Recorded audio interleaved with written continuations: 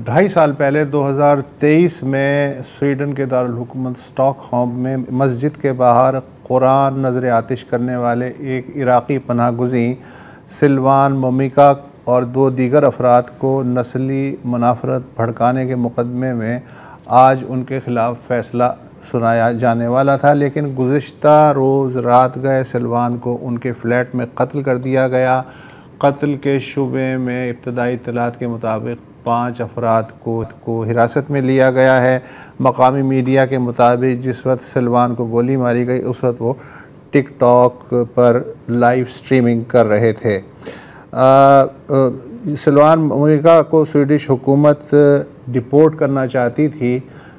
इराक़ी हुकूमत जहाँ के वो शहरी थे उन्होंने एक्स्ट्राडिशन का मुतालबा भी किया था, लेकिन फिर स्वीडन हुकूमत ने उन्हें नॉर्वे भेज दिया था और नॉर्वे ने फिर उन्हें दोबारा स्वीडन भेज दिया था। स्वीडिश समाज जो है जब ये वाक़यात इस तरह के हो रहे थे तो जो इसके ख़िलाफ़ मुज़ाहरे हुए, वैसे तो तमाम जो इस्लामी दुनिया है उसमें गम और गुस्से की लहर दौड़ गई थी, लेकिन ख़ुद स्वीडिश समाज में भी बाज़ हल्क़े ये मुतालबा कर रहे थे कि ये जो आज़ादी इज़हार है इसके कुछ पैरामीटर्स होने चाहिए। चुनाचे इस्लाहात का अमल शुरू हुआ। अभी अक्टूबर 2023 में पहली बार स्वीडन की तारीख़ में एक शख्स को अदालत ने एक जुर्म में सज़ा सुनाई थी और ये दूसरी सज़ा थी जो आज होने वाली थी, लेकिन उससे पहले ही मुलज़िम का कत्ल हो गया। ज़ुबैर हुसैन साहब स्वीडन के शहर मलमो में इस वक्त मौजूद हैं। वो वहाँ रहे हैं, क्रिमिनोलॉजिस्ट हैं, सियासी और समाजी कारकुन हैं और अक़लियतों और क़ैदियों और मकामी सियासत पे नज़र रखते हैं, गहरी नज़र रखते हैं। Thank you so much for joining us Zubair साहब। ये बताइए कि आज जो कुछ हुआ है स्वीडन का एक हल्का जो है ज़ाहिर है कि उसको एक हमदर्दी हुई थी कि ये जो मजहबी अक़ायद हैं या शख्सियात हैं इनका मजाक और उसके नतीजे में वायलेंट स्वीडिश जैसे पुरअमन माशरे में फैल सकता है, और एक हल्का साथ भी दे रहा था, इस्लाहात का भी अमल शुरू हुआ था। आज के वाक़े से वहाँ के समाज और लोगों की सोच पे क्या असर पड़ेगा? देखिए, अगर आज के वाक़े की बात की जाए तो ये वाक़या कल रात 11 बजे स्वीडन के मकामी वक्त पेश आया था। उसके बाद से कुछ कयास आराइयाँ थी कि शायद ये कहीं गैंग वार के अंदर किसी मुलज़िम को जो है टारगेट किया गया है या उसकी मौत हुई है। लेकिन रहते-रहते मीडिया पे खबर आना शुरू हुई और खबर कुछ यूँ सुबह सवेरे जो स्वीडिश सोसाइटी जब उठी है, स्वीडिश लोग उठे हैं, तो उनको मकामी अखबारात में, टीवी चैनल्स पे सिर्फ यही खबर मिली कि सिल्वान मोमिका को गोली मार दी गई है और वो हलाक हो गया है। जहाँ तक अवाम का जो मिला-जुला रुझान की अगर बात करें तो यहाँ पर सोसाइटी के अंदर देखें यहाँ का माशरा उस तरीके से नहीं है कि जहाँ पर अग्रेशन दिखाई जाए या किसी हवाले से खुशियाँ मनाई जाएँ। तो यहाँ स्वीडिश सोसाइटी चाहे क्राइम हुआ हो या मर्डर हुआ हो तो उसको स्वीडिश जो मकामी लोग हैं वो इसी निगाह से देखते हैं कि ये एक जुर्म है और उसकी तह तक जाना ज़रूरी है कि किस तरीके से स्वीडिश माशरे में एक जुर्म जो है वो हुआ है और किसी शख्स को जान से मारा गया है। जहाँ तक कुरान सोजी के वाक़यात की बात की जाए तो बिलाशुबा मुसलमानों की काफ़ी दिल आज़ारी हुई थी, लेकिन कोई भी मुसलमान यहाँ पर ना खुशी का इजहार कर रहा है, ना ही कोई इस तरीके का कमेंट्स पास कर रहा है जो इस माशरे के जो है वो मुखालिफ हो या इस माशरे के पैरामीटर्स पर पूरा ना उतर रहा हो। यहाँ पर अवाम जो है उनकी सोच यही है कि यहाँ पर अदालतें मौजूद हैं और अदालतों ने ही सज़ा देनी है। बिल्कुल ऐसा ही हुआ था कि जब कुरान सोजी के वाक़यात ये शख्स कर रहा था तो बहुत सी जगहों पर जो है हंगामा आराई हुई, लोगों ने अपने गुस्से का इज़हार किया और वहाँ पर जो लोग गुस्से का इज़हार कर रहे थे, हंगामा आराई कर रहे थे, तो उनको भी सज़ाएँ हुई और उन्होंने भी जो है अपने-अपने हिस्से का जो है यहाँ का कानून का जो बोलबाला है वो देखा।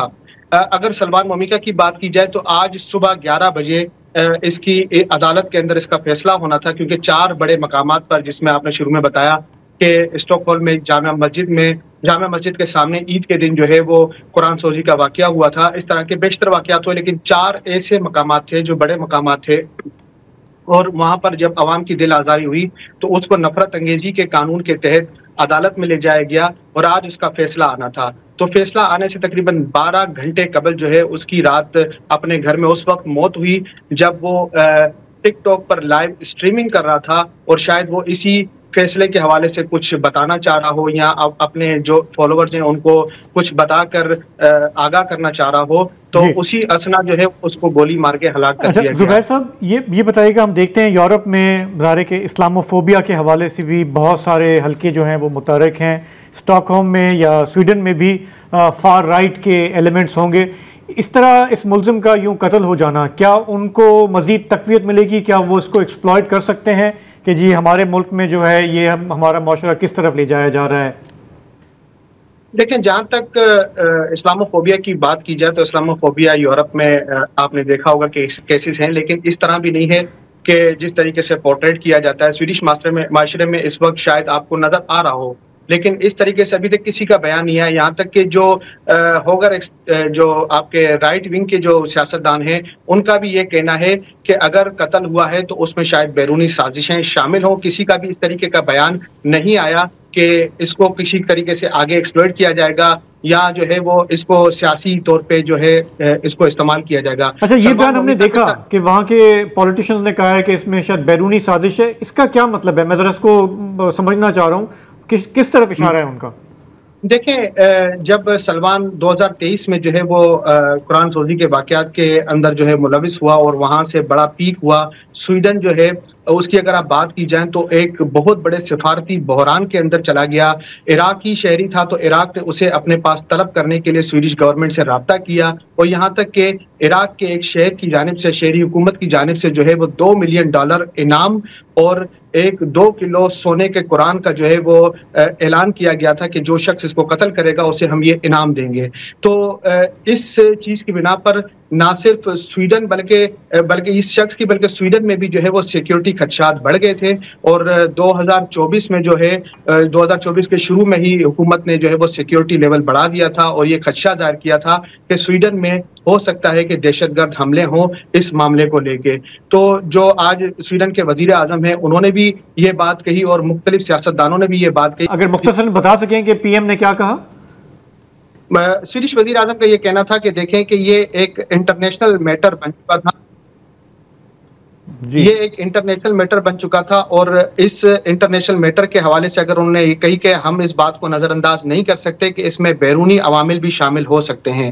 तो यहाँ जो केस है वो ना सिर्फ मकामी पुलिस बल्कि सेक्रेट पुलिस यानी कि जो सेफ्टी पुलिस होती है, सिक्योरिटी इदारा है स्वीडन का सबसे बड़ा, उसके पास भी ये केस जा चुका है और वो भी अपने तौर पर इन्वेस्टिगेशन कर रहे हैं कि कहीं पर कोई बैरूनी हाथ तो इसमें शामिल नहीं। ठीक है, थैंक यू ज़ुबैर साहब, आपने हमारी मालूमात में इजाफा।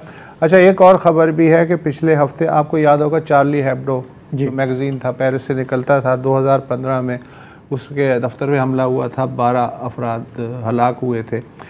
फिर उसके बाद 2020 में उस मैगज़ीन के दफ्तर के बाहर एक और हमला हुआ। तब तक चार्ली हेब्डो का दफ्तर कहीं और शिफ्ट हो चुका था। तो लेकिन जिसने हमला किया, जिस ग्रुप ने, उसे नहीं मालूम था कि यहाँ से जा चुके हैं। तो 2 अफराद जिनका ताल्लुक एक मकामी ख़बर रसा एजेंसी से था वो मारे गए। जो मेन मुलजिम था उसका नाम था ज़ीशान महमूद और उनके जो 5 साथी थे, ये पाकिस्तानी एक ग्रुप था। तो उनको पिछले हफ्ते ज़ीशान महमूद को 30 बरस कैद की सज़ा सुनाई गई है और बाकी 5 दीगर को 3 से 12 साल कैद की सज़ा सुनाई गई है। मकामी ख़बर जो है, अगर पाकिस्तान की बात देखी जाए तो इस हफ्ते इस्लामाबाद की डिस्ट्रिक्ट एंड सेशन कोर्ट ने आज 2 अफराद को तौहीन मज़हब के इल्ज़ामात में सज़ाए मौत सुनाई है। पीर को रावलपिंडी की सेशन अदालत ने 4 अफराद को सज़ाए मौत सुनाई थी।